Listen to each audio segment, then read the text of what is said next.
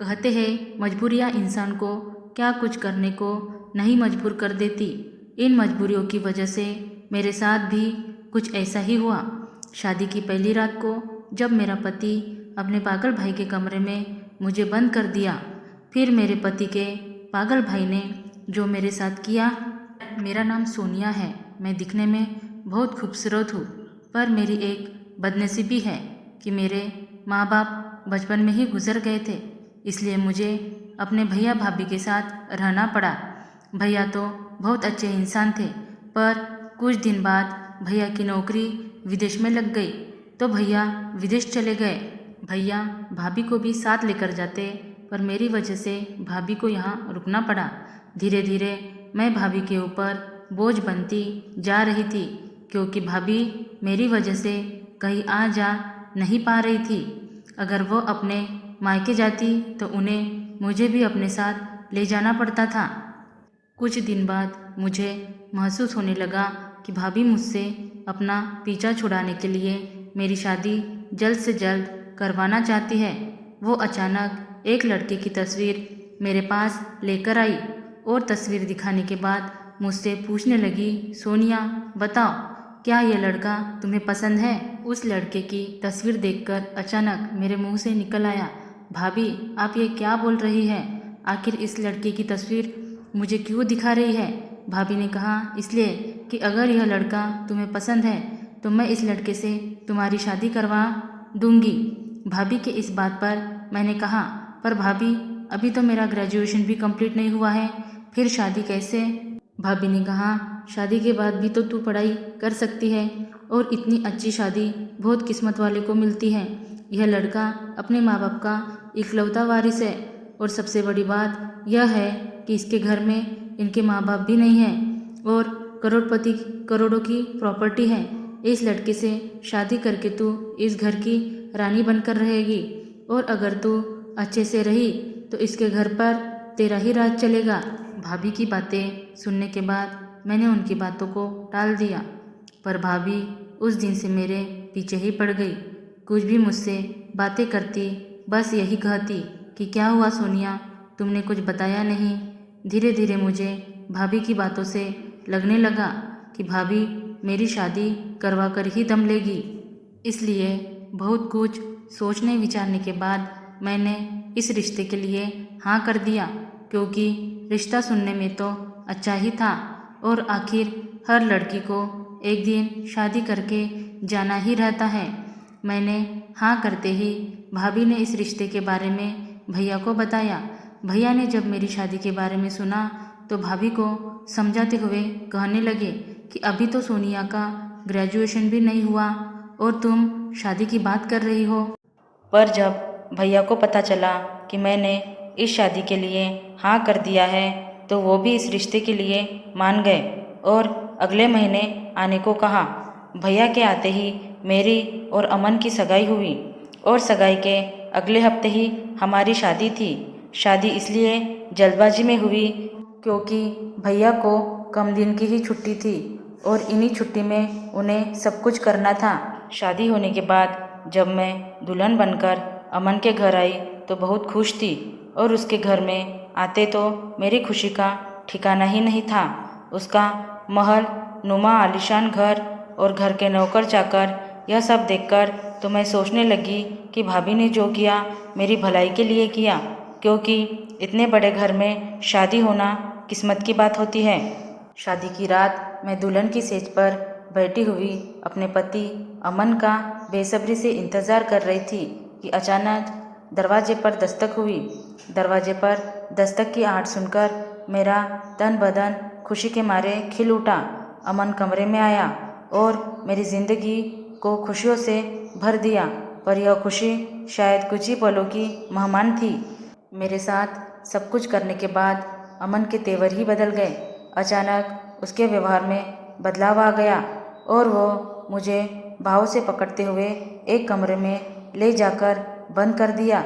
उस कमरे में जाते ही मेरी नज़र एक आदमी पर पड़ी जो बिस्तर पर लेटा हुआ था।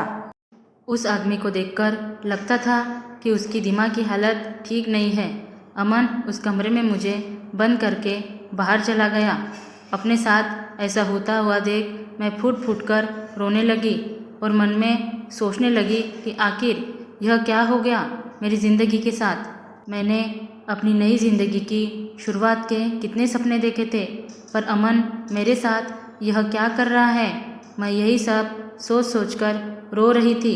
तभी बिस्तर पर लेटा हुआ वो आदमी मेरे पास आया और मुझे ज़मीन से उठाते हुए बोला, रो मत, यह जो कुछ भी तुम्हारे साथ हो रहा है यह आज से 2 साल पहले से कई लड़कियों के साथ होते आ रहा है। अमन को नई नई लड़कियों के साथ खेलने की आदत है। उसने ऐसे ही कई लड़कियों के साथ शादी कर रात बिताने के बाद मेरे कमरे में छोड़ जाता है और अगली सुबह उन लड़कियों के ऊपर मेरे साथ गलत इल्ज़ाम लगाकर उन्हें छोड़ देता है। मैं अमन का बड़ा भाई हूँ और अमन मेरा छोटा भाई।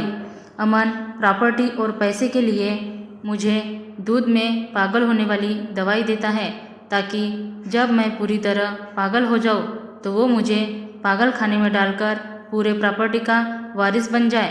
पर अमन की सच्चाई मुझे कुछ दिन पहले पता चल गई। अमन की सच्चाई जानने के बाद अब मैं अमन का दिया हुआ दूध नहीं पीता। शुरुआती में अमन का दिया हुआ दूध पीने के बाद मेरी दिमागी हालत धीरे धीरे खराब हो रही थी और उस दवाई की वजह से मैं शारीरिक रूप से भी कमज़ोर होता जा रहा था। पर उसकी हकीकत जानने के बाद जब मैं उसका दिया हुआ दूध नहीं पी रहा तो धीरे धीरे मेरी हालत में सुधार हो रहा है। मैं जानबूझकर अमन के सामने पागल बनने का नाटक करता हूँ कि अमन को कुछ पता ना चले और उसे लगे कि मैं उसका दिया हुआ दूध पी रहा हूँ। पर मैं पागल नहीं हूँ। हाँ, अगर मैं अमन का दिया दूध पीता तो शायद अभी तक पूरी तरह पागल हो जाता। पर अमन को लगता है कि धीरे धीरे मैं पागल होता जा रहा हूँ। मैं भी समय का इंतज़ार कर रहा हूँ। जब मैं शारीरिक रूप से मजबूत हो जाऊँगा तो मैं अमन की सच्चाई सबके सामने लाऊँगा। आज तक जितनी सारी लड़कियाँ अमन की दुल्हन बनकर आई, मैंने उन सभी लड़कियों से कुछ नहीं कहा क्योंकि उस वक्त मेरी दिमाग की हालत बहुत ज़्यादा ख़राब थी और मुझे कुछ समझ में नहीं आता था कि अमन क्या कर रहा है।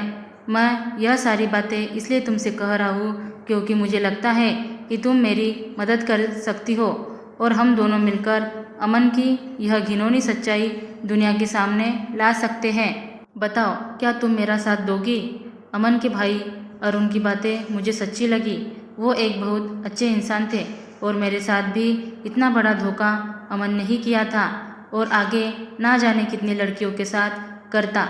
अगली सुबह अमन ने जब मुझे छोड़ने की बात कही, उसने गुस्से में मुझसे कहा, तुम मेरे भाई के कमरे में क्या कर रही थी? तुम एक बच्चलन औरत हो, इसलिए मैं तुम्हारे साथ नहीं रह सकता। अमन के कहने पर मैं बिना कुछ कहे सुने घर से तो निकल गई। पर अरुण और हमने एक प्लान बनाया था कि मैं इस घर से तो चली जाऊंगी, पर उसी रात तुम घर के पीछे का दरवाज़ा खोल देना। मैं धीरे से तुम्हारे कमरे में आ जाऊंगी। जैसा हमने और अरुण ने प्लान बनाया था, हमारा प्लान सक्सेस हुआ। मैं अरुण के कमरे में जाकर चुपके से रहने लगी। हमने एक नौकरानी को कुछ पैसे दिए ताकि वह हमारा साथ दे सके। वह धीरे से मेरे और अरुण के लिए कमरे में खाना भिजवा देती। कुछ दिन यूं ही गुजरते गए। धीरे धीरे करके अरुण की हालत में सुधार होता गया और अरुण ने अमन की सारी सच्चाई दुनिया के सामने लाकर रख दी। अमन रंगे हाथों पकड़ा गया और अमन को पुलिस पकड़कर ले गई। यह सब होने के बाद अरुण मेरे पास आए और मुझसे कहने लगे, सोनिया, क्या तुम अपने जीवन साथी के रूप में मुझे पसंद करती हो? अरुण बहुत अच्छे इंसान थे, इसलिए हमने भी बिना सोचे समझे उनका हाथ थाम लिया और कुछ दिन बाद हम दोनों की शादी हो गई।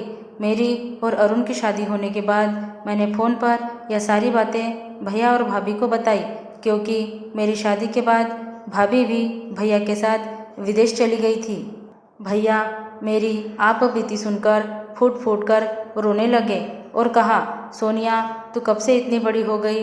तेरे ऊपर इतना सब कुछ आन पड़ा, पर तूने एक बार भी अपने भाई को नहीं बताया, अकेले ही सब कुछ सहती रही।